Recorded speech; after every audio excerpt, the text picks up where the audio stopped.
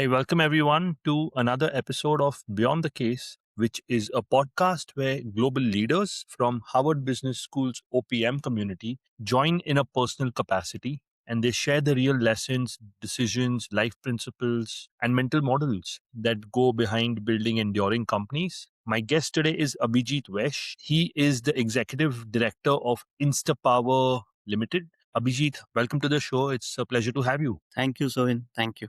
Abhijit, do you want to introduce yourself and your company for the listeners and talk about what you do as well, please? I part of this organization called InstaPower. We run this lighting manufacturing company into manufacturing of lighting products and electrical contracting, which is the EPC contracting, which we do. We have a manufacturing facility in Uttarakhand, and we are mostly involved in the B2G kind of projects across the country. We work mostly on government projects, EPC as well as supply of products.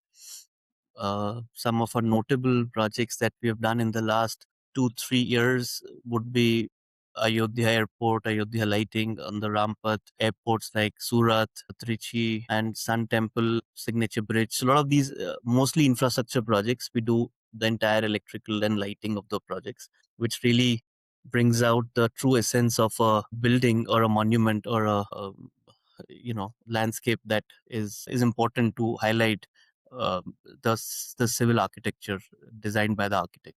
And who conceived the idea for this business? Who started? I wanna.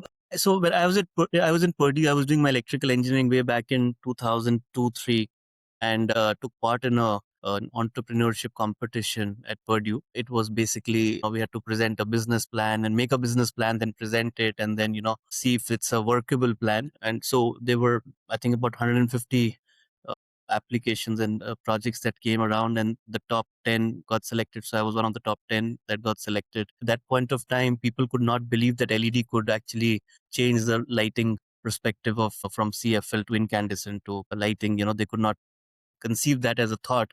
But this was a business plan that I had won.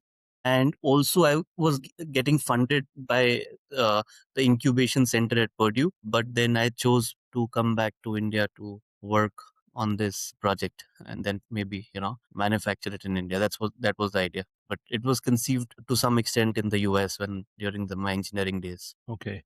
And previously, there was a different aspect to this business which was conceived by your father, correct? You all were in inverters before, and then um, you added the electrical segment to it. Yes. So essentially, inverters are also power electronics. They're also electronics. So we moved on from inverters to, let's say, LED lighting, which was also power electronics. A lot of electronics goes behind that. A different field, but something which is visible. I mean, inverters you would actually put in a house or office or other places, which is not visible. It's only when the power fails, you see something getting energized to power your light up the or power. But lighting was a different thing because it's used every day and it changes the whole perspective of how functional lighting is and architectural lighting is all about. So it's a different ball game. But yes, it is all power electronics still. It's still electrical and electronics. Okay. You've grown up in an entrepreneurial family. Could you talk about some of the early moments that you recollect or observations from your childhood which shaped your understanding of business and the responsibility that you have today? So, yes, I grown up in a business family. I saw how my dad had started the business. He's a serial entrepreneur. I mean, before InstaPower into inverters and UPS had imported the first computer into India. That was way back in '79 after he went to IIT. And that was the phase of the computer industry that came around. And then he was in software and then moved on to power electronics. So I had seen a phase part of that. It was always a challenge to see how things were back then because it was a very different, it was license Raj to that extent in that era. And then, moving from that era to getting liberalized and, things. I mean, business has not become easier, but let's say a little better than what it was at that point of time. So I saw that struggle. There were a lot of struggles, when you are doing the first gen entrepreneur, and especially when you have constrained resources because he did not come from a business background. So he came from more of a government background. I mean, my grandfather was in the government of India. So that was, where the resources were very constrained.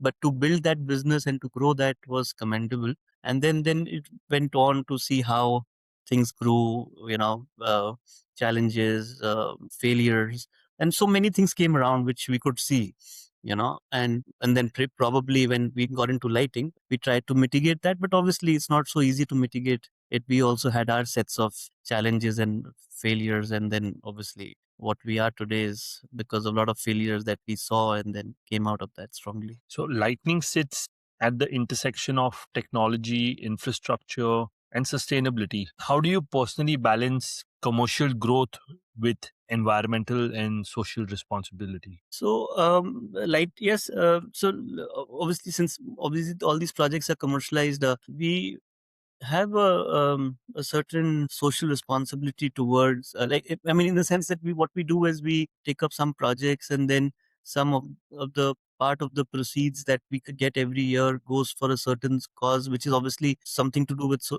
social. I mean, the angle would be, for example, teaching kids basic lighting in and engineering kind of things, groom them to become better engineers. So those are a little bit of value addition that we do in terms of the social responsibility. We also see that these products can be recycled. So, for example, LED chips can be recycled. So we take back chips in the LED which are not working, and then we try to go through the process of discarding in a more environment friendly manner. So we do those kind of things. But yes, a lot of things more can be done on that, which I would agree. I mean, I feel that we can too. But I think right now we are more geared up to take up more of these social responsibilities in the next, I think, 1 or 2 years. Over the last 2 decades of leadership, can you talk about a decision that you think when you took it, it looked correct on paper, but it taught you a humbling lesson in life? So there were, as I mean, so when as you're into business, you have many decisions that gives you that, I mean, the question that you ask gives you that perspective also, because there are many decisions that will be good for the business, and obviously you think it is good for the business, but it doesn't work out to be like that. So I think one of the important decisions we took was that we would keep manufacturing as our core essence. Manufacturing should not be completely outsourced, which most companies do in lighting, the larger companies. So we kept quite a fit in house, manufacturing. And also we build the technology and the patents that we have.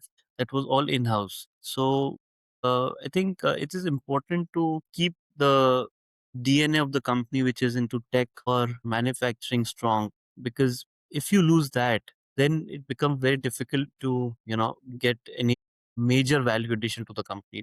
Then it becomes more like a typically a trading sort of a setup. So I think that, and plus a lot of innovations come when you are into doing both R&D and manufacturing.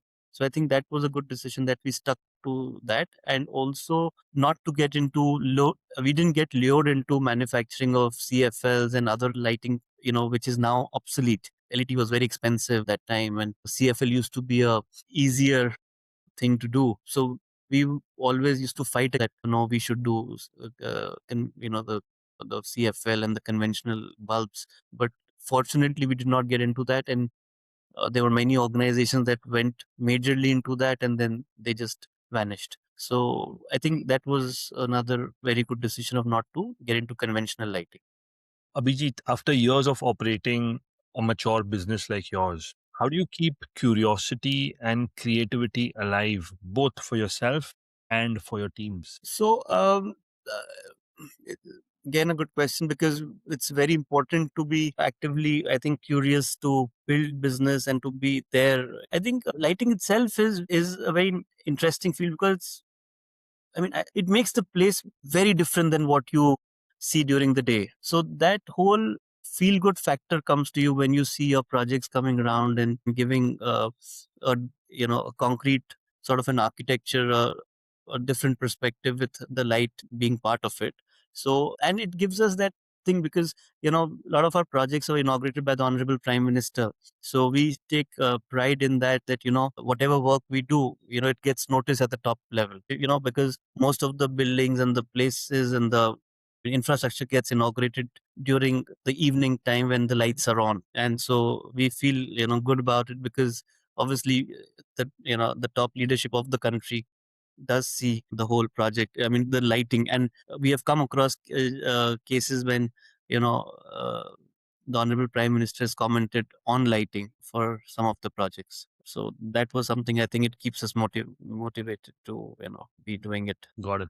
And what led you to the OPM program at Howard Business School? So very honestly, I did my undergrad. I came back to India. I thought I would go back someday to the US for my masters, which I couldn't because of this business that we were building up. And finally, this opportunity during the COVID times to apply for this program, and I got through that, and I thought might as well go for this because this is the only window now available to do a program which has it's like an executive program, so which has some sort of classroom teaching, and it was wonderful to be back, sort of nostalgia to be back onto campus, which was very similar what I attended when I was at Purdue, so this whole thing was something which is transformational as well.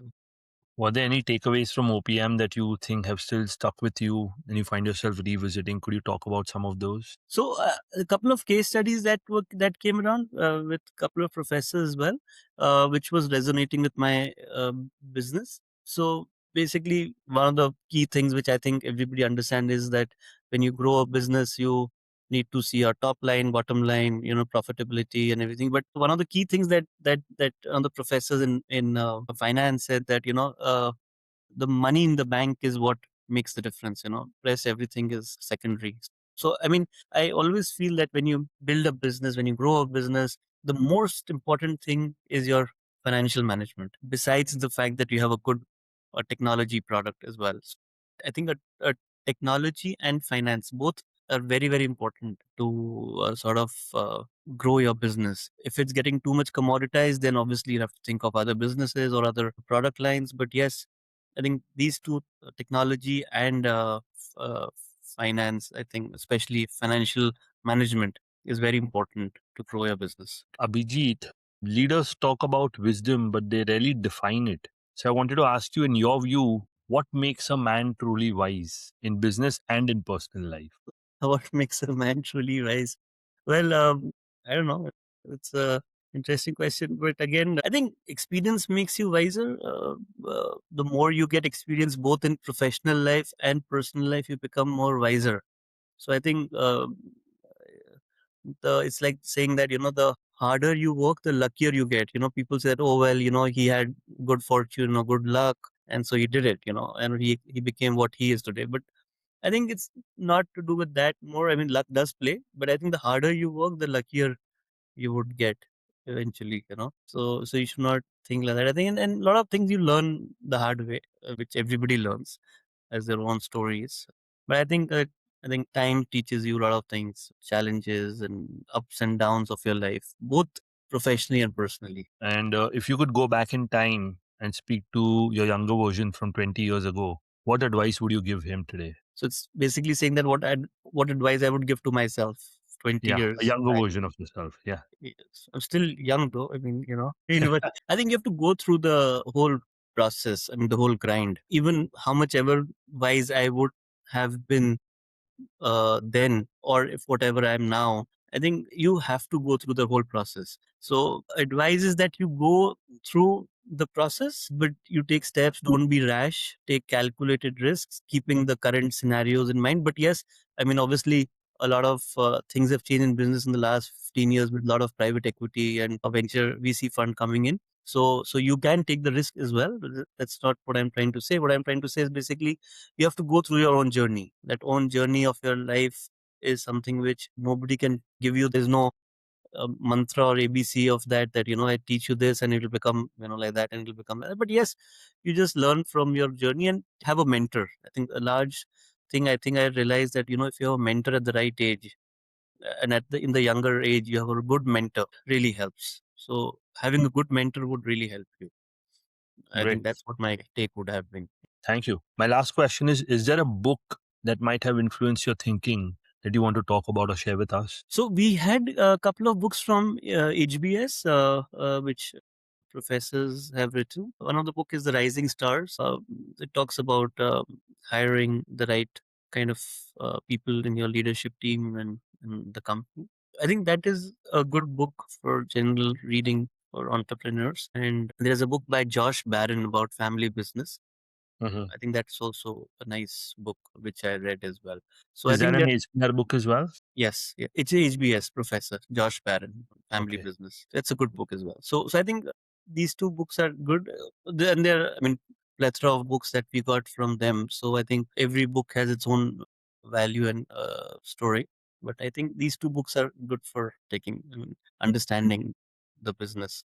I'm tempted to slide this one question in. Abhijit, Mm. are you building to sell or are you building to last? It's a good, again, a very good question, Soin, because people do ask me that, when do you want to plan to exit and all that. I said that, I mean, I'm still building more and more things. So we are building more and more verticals in our business. It's not only lighting.